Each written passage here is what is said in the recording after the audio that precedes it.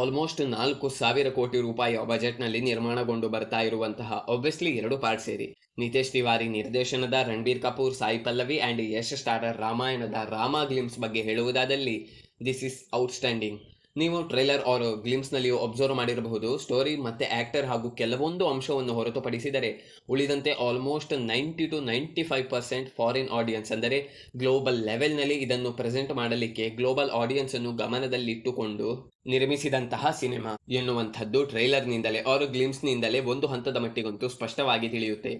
Because ಈ teaser R ಗ್ಲಿಮ್ಸ್ನಲ್ಲಿ ನಾವು ನೋಡಿದಂತಹ ಆ ದೈತ್ಯ ಆರ್ ರಾಕ್ಷಸರ ಪ್ರೆಸೆಂಟೇಷನ್ ಏನುಂಟು ಹಾಲಿವುಡ್ ಸಿನಿಮಾದಲ್ಲೇ ಆ ರೀತಿಯಲ್ಲಿ ಹೆಚ್ಚಾಗಿ ನೋಡಲಿಕ್ಕೆ ಸಿಗುತ್ತೆ.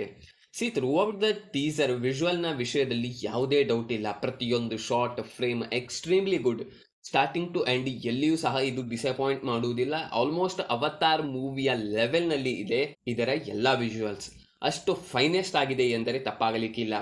ಇಲ್ಲಿ ಒಂದಂತೂ ನಿಜ, ಕೇವಲ ಭಾರತದಿಂದ ಅಂದರೆ ಸಿನಿಮಾ ಅದೆಷ್ಟೇ ಬೆಸ್ಟ್ ಆಗಿ ಅದೆಷ್ಟೇ ಬ್ರಿಲಿಯಂಟ್ ವೇನಲ್ಲಿ ಇದನ್ನು ಪ್ರೆಸೆಂಟ್ ಮಾಡಿದರೂ ಸಹ 4,000 ಕೋಟಿಯ ಕಲೆಕ್ಷನ್ ನಮ್ಮ ದೇಶದಿಂದ ಆಗುವುದು is almost next to impossible. ಇಲ್ಲಿ ಗ್ಲೋಬಲ್ ಆಡಿಯನ್ಸ್ನ ಅಕ್ಸೆಪ್ಟೆನ್ಸ್ನ ಅಗತ್ಯ ಇರಲಿದೆ ಎನ್ನುವುದರಲ್ಲಿ ಯಾವುದೇ ಸಂದೇಹ ಇರಲಾರದು. ಇನ್ನು ಶ್ರೀರಾಮನ ಪಾತ್ರ ನಿರ್ವಹಿಸುವಾಗ ಇರಬೇಕಾದಂತಹ ಆ ಗಾಂಭೀರ್ಯ, ಆ ಶಿಸ್ತು, ಆ ಸ್ಟ್ರೆಂತ್ ಏನುಂಟು ಅದನ್ನು ಪ್ರದರ್ಶಿಸುವ ನಿಷ್ಠಾವಂತ ಪೂರ್ಣ ಪ್ರಯತ್ನವನ್ನು ಇಲ್ಲಿ ರಣಬೀರ್ ಕಪೂರ್ ಮಾಡಿದ್ದಾರೆ. ಬಟ್ ಈ ಟೀಸರ್ ಆರ್ ಗ್ಲಿಮ್ಸ್ ನಲ್ಲಿ ಅವರ ಯಾವುದೇ ಡೈಲಾಗ್ಸ್ ಗಳಿರಲಿಲ್ಲ.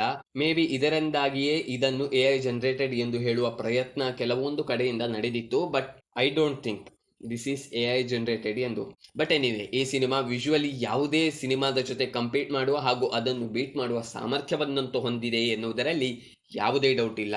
ಬೈ ದಿ ವೇ, ಇದರ ಬಗ್ಗೆ ಡೀಟೇಲ್ ಆಗಿ ಮುಂದೆ ಬೇರೊಂದು ವಿಡಿಯೋದಲ್ಲಿ ಮಾತನಾಡೋಣ. ಆ್ಯಂಡ್ ಎಸ್, ಇವೆಲ್ಲದರ ಬಗ್ಗೆ ನಿಮ್ಮ ಅಭಿಪ್ರಾಯವೇನು, ನಿಮ್ಮ ಒಪಿನಿಯನ್ ಏನು ಎನ್ನುವುದನ್ನು ಕಮೆಂಟ್ ಸೆಕ್ಷನ್ನಲ್ಲಿ ಖಂಡಿತ ತಿಳಿಸಿ. ಮುಂದಿನ ವಿಡಿಯೋದಲ್ಲಿ ಮತ್ತೆ ಭೇಟಿ ಆಗೋಣ. ನಮಸ್ಕಾರ.